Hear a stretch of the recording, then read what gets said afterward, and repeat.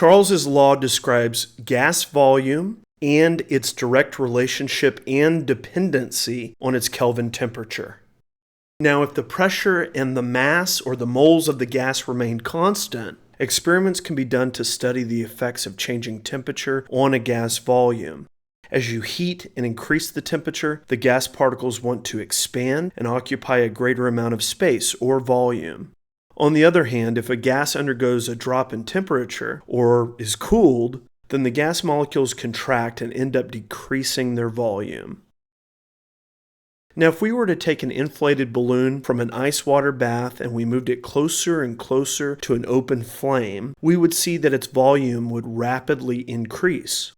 This is because the closer the balloon gets to the open flame, it experiences a significant increase in temperature. Inside the balloon, the gas molecules are moving faster and faster. Together, the gas molecules have